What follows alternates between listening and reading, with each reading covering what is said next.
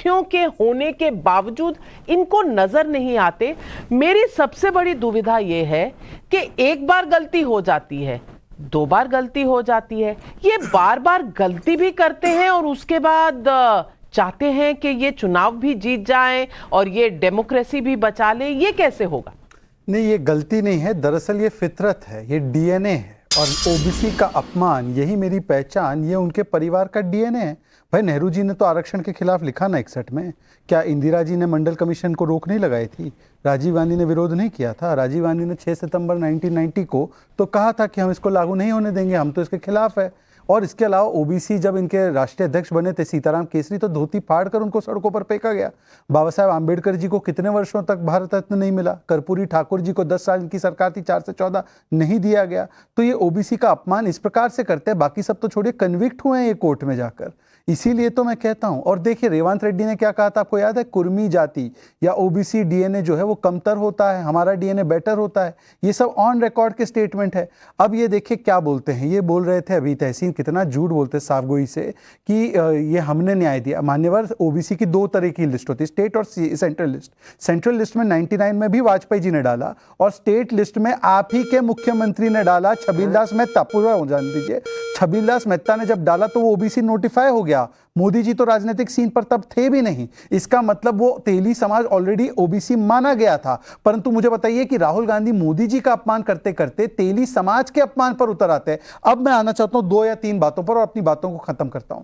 सबसे पहले जो देश का प्रधानमंत्री अपना टेन्योर कंप्लीट करते हुए ओबीसी प्रधानमंत्री बनता है, वो नाम है नरेंद्र मोदी। आपने 60 वर्षों में ओबीसी प्रधानमंत्री क्यों नहीं बनाया? आप आरएसएस की चीफ की बात करें, हमने तो प्रधानमंत्री बना दिया। 85 एमपीज ओबीसी समाज से हमारे, 27% मिनिस्टर्स हमारे, 40% एमएलसी हमारे, कॉन्स्टिट्यूशनल स्टेटस हमने दिया। पर एक बात मेरी राहुल गांधी के विषय में तहसीन जी जवाब दे दे, क्योंकि ये कट्टर समर्थक है।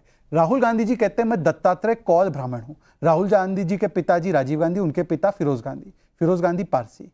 इनका कौल ब्राह्मण दत्तात्रेय गोत्र कहां से आया? इनका गोत्र जो है, नाविका जी मैं तो मुसलमान ठहरा, मेरी जानकारी कम हो सकती है, पिता से आता है गोत्र, जहां तक मेरी अंडरस्टैंडिंग है। तो पिता के पिता तो पारसी थे। तो जरा मुझे तहसीन जी पहले उनको अवसर दे दीजिए, बाकी के पास बाद में जाना। बेरोजगारी का जवाब तो चुनाव में मिल गया। तहसीन जी पारसी से कैसे गोत्र आता है, जरा बताइए। तहसीन जी जवाब दीजिए।